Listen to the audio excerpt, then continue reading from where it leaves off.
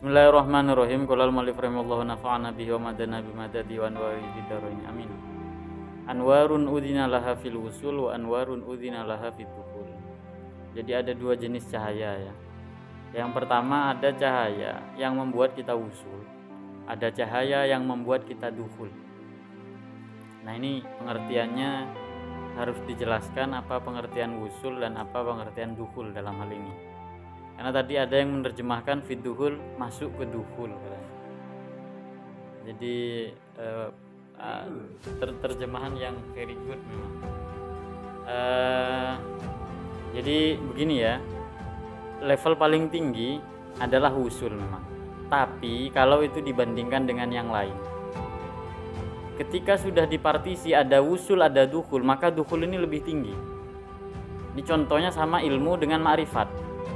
Amal dengan ilmu lebih tinggi ilmu. Itu kalau cuma dua perbandingannya. Tapi kalau udah ada tiga, ada amal, ilmu, dan ma'rifat, maka itu adalah tafsil atau klasifikasi dari ilmu itu sendiri. Jadi ada ilmu yang biasa, ada yang ilmu nuansanya sampai ma'rifat.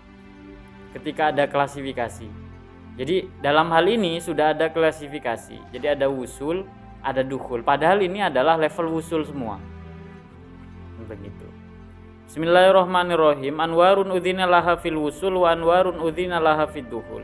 Jadi pengertian wusul di sini berangkat dari hikmah yang sebelum-sebelumnya atau mungkin setelahnya, yaitu wusuluka ilallah wusuluka ilal ilmi bihi. Itu ada di halaman setelahnya ya, di halaman 39. Di hikmah yang terakhir paling bawah halaman 39 itu ada wusuluka ilallah wusuluka ilal ilmi bihi. Jadi pengertian wusul atau orang yang disebut sampai kepada Allah Ta'ala adalah dia yang tahu kepada Tuhan.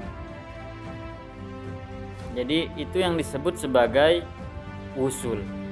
Nah, ada cahaya yang mengantarkan kita pada wusul. Cahaya ini apa sih? Cahaya ini sebenarnya ilmu. Karena kan sudah masyhur bahwa al-ilmu nurun. Ilmu itu adalah cahaya. Cahaya itu ya ilmu, ilmu itu adalah cahaya. Tapi kan nggak setiap ilmu itu mengantarkan kepada Tuhan. Nah, dalam hal ini ada pengetahuan yang membuat kita sampai kepada Tuhan. Maksudnya sampai itu adalah kita percaya Tuhan itu ada. Ini pengetahuan yang paling sederhana. Jadi kita tahu alam semesta ini berubah, itu pengetahuan. Tapi kan nggak buat kita usul.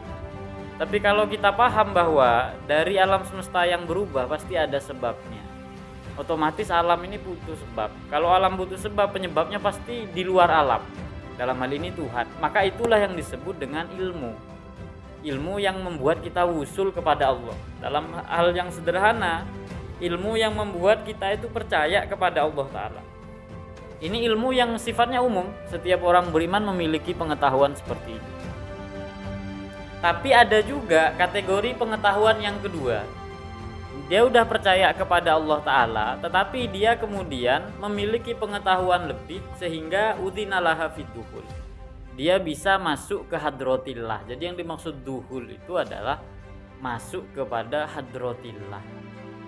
Kalau di posisi hamba itu disebut dukhul karena kita memasuki satu dimensi. Kalau di sisi dalam sudut pandang Allah Ta'ala itu disebut hadratillah. Hadratillah berarti ada di hadirat Allah Ta'ala. Kalau terjemahan hadroh itu adalah sowan. Sowan itu kan artinya hadroh. Kita itu hadir secara langsung di hadapan seseorang. Itu namanya hadroh. Jadi bukan melalui live streaming. Jadi ini yang disebut sebagai hadroh. Nah, kembali ke penjelasan di awal, berarti cahaya itu ada dua. Dalam pengertian ini, ilmu itu secara gampang ada dua. Ada ilmu yang membuat kita beriman, ada ilmu yang membuat kita masuk dalam kategori hadratillah. Bisa ada di hadapan Allah Ta'ala. Jadi semua orang misalnya di sini tahu sekarang bahwa Presiden Indonesia adalah Pak Jokowi. Gak tahu nanti Februari ini. Yang jelas pasti bukan beliau. Semua orang tahu, tapi apakah setiap orang itu dapat undangan masuk ke istana? Kan tidak. Nah, maka dalam hal ini jelaslah bahwa ada kok level-level pengetahuan atau yang tingkatannya itu berbeda. Sama-sama ilmu, kita tahu bahwa Pak Jokowi adalah presiden, tapi orang yang dapat undangan ke istana misalnya itu levelnya kan beda dengan kita. Padahal pengetahuannya sama, yaitu Pak Jokowi adalah seorang presiden. Apa yang membedakan kita dengan orang yang dapat undangan? Nah, tidak lain dan tidak bukan adalah takorrub, sisi kedekatan. Sisi kedekatan kepada Allah Ta'ala, atau orang yang memang Allah pilih begitu. Makanya kita dalam masalah usul ini bisa kemudian berupaya atau melakukan proses-proses tertentu, itu bisa dengan cara belajar, entah misalnya melalui filsafat, kemudian nanti sampai pada keimanan. Nah, tapi dalam kategori dukhul ini nggak bisa, karena ini orang yang dipilih. Nah, jadi sama-sama pinter, belum tentu yang satu masuk dalam kategori dukhul, masuk ke hadratillah. Jadi ini orang-orang yang VVIP. Dalam bahasa yang lain, kadang dukhul ini disebut tajalli. Jadi kita bisa melihat Allah Ta'ala dalam arti tahu ya, tetapi tidak semua orang mendapat tajalli, penampakan ya. Allah menampakkan kualitas sifatnya kepada seseorang, itu enggak semua orang bisa. Nah, kalau dikembali ke biasanya kan kalau hikam dulu Pak Devir sering mengaitkan dengan teori belajar. Misalnya begini, anwarun udzina laha fil wusul wa anwarun udzina laha fid dukhul. Ini teksnya semua orang bisa baca begitu. Semua orang bisa terjemahkan karena tadi udah ada yang nerjemahin dan kemarin juga kalian juga pernah belajar. Jadi siapapun bisa membaca teks ini. Tetapi apakah semuanya punya pemahaman yang sama? Nah, itu yang membedakan. Jadi ketika kita tahu anwarun artinya cahaya, uzina artinya diizinkan, laha hanya kembali ke anwarun, itu berarti kita udah usul. Tetapi apakah semua orang sanggup dengan pengetahuan tadi itu, mufrodat tadi udah dipahami, lalu dia punya satu pengertian, satu penjelasan lebih? Itu kan nggak semuanya.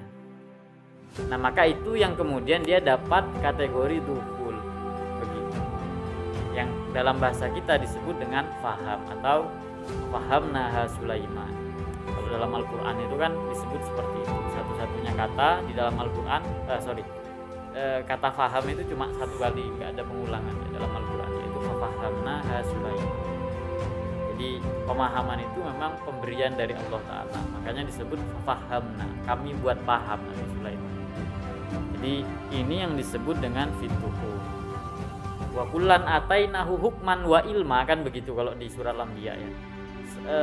Nabi Sulaiman kami kasih pemahaman, tetapi baik Nabi Daud atau Nabi Sulaiman semuanya kami kasih ilmu. Cuma beda, ilmu yang dimiliki oleh Nabi Sulaiman ternyata tidak sama dengan yang dimiliki oleh Nabi Daud begitu.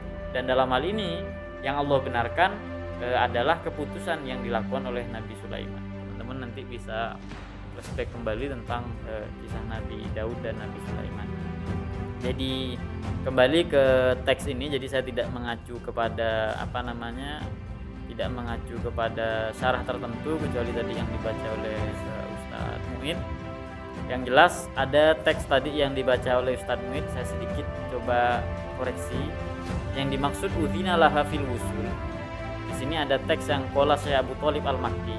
Di situ ada di barisnya itu, di baris kedua setelah qala Abu Syekh itu ada hatta tasiro mahabbatullah ya mahabbatul abdi min kulli syai'in, sehingga cinta Allah dan cinta hamba itu sama, begitu maknanya. Min kulli syai'in, dari aspek apapun, semua aspeknya sama, maksudnya begitu. Min kulli syai'in, cintanya Allah ya cintanya si hamba, cintanya hamba ya cintanya si Allah, begitu.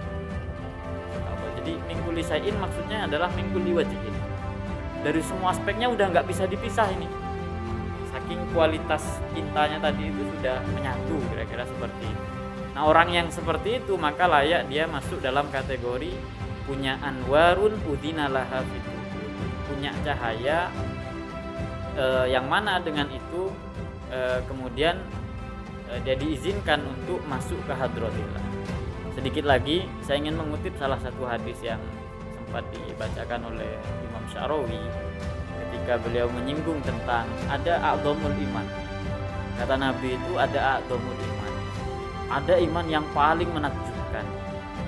Ketika para sahabat bertanya, lalu Nabi bertanya, menurut kalian kira-kira imannya siapa yang itu menakjubkan? Lalu para sahabat menjawab, ya iman para malaikat, itu iman yang paling menakjubkan. Ini maksud saya biar kita itu lebih pede. Lalu Nabi bilang, al malaikah itu indallah. Malaikat itu di sisi Tuhan. Jadi wajar kalau malaikat itu percaya sama Allah, itu wajar. Apa hebatnya ada malaikat ada di sisi Tuhan lalu dia mengatakan saya beriman kepada Allah Ta'ala? Ya nggak hebat. Maka para sahabat kemudian mengganti jawabannya dengan para nabi dan para rasul. Lalu Rasulullah menyatakan nabi dan rasul itu yuha ilaihi, dikasih wahyu. Apa hebatnya orang yang dikasih wahyu lalu percaya kepada Allah Ta'ala? Jadi nggak ada hebatnya. Kemudian para sahabat bilang, oh kalau begitu kami ya Rasul, apa hebatnya kalian itu duduk bersamaku, kata Nabi. Artinya dia sudah duduk tahu kepribadian Nabi dan seterusnya, lalu beriman kepada Allah dan Rasulnya. Itu biasa. Lalu ditanya, siapa a'dhamul iman, yang punya kualitas a'dhamul iman? A'dhamul iman artinya iman yang sangat menakjubkan ini. Yaitu lalu Nabi mengatakan, ya orang yang dia tidak pernah berjumpa denganku, nggak pernah duduk bersamaku, tidak berjuang bersamaku, juga tidak dikasih wahyu oleh Allah Ta'ala, apalagi sampai ada di sisi Allah Ta'ala, tapi dia tetap percaya kepada Tuhan. Itu yang disebut a'dhamul iman, iman yang paling hebat.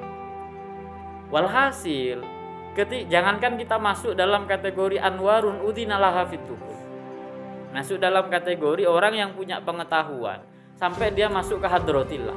Jangankan ini ya, untuk kualitas kita bisa masuk dalam kategori orang yang punya anwarun udhina laha fil wusul. Itu udah sangat luar biasa. Diam-diam begini lalu kita bisa percaya bahwa Allah itu ada. Itu hal yang sangat luar biasa. Maka tidak mungkin kemudian ada iman yang kecil, itu enggak. Ya karena apa? Yang dipercaya adalah Allah dan Rasulnya. Ya kalau iman yang kayak kita, yang maksudnya tindakannya atau amalnya masih biasa-biasa saja, itu kan nggak berhubungan sama iman. Dalam arti dia tetap tidak akan kafir kan. Oleh karena katakanlah naudzubillah misalnya meninggalkan sholat atau berbuat sesuatu yang sangat dilarang oleh Allah Ta'ala dan lain sebagainya. Nah jadi ini salah satu syukur ya. Syukur kita mensyukuri iman maksud saya. Jadi iman itu betul-betul besar karena begini ya, pada hakikatnya syukur itu kan takdim.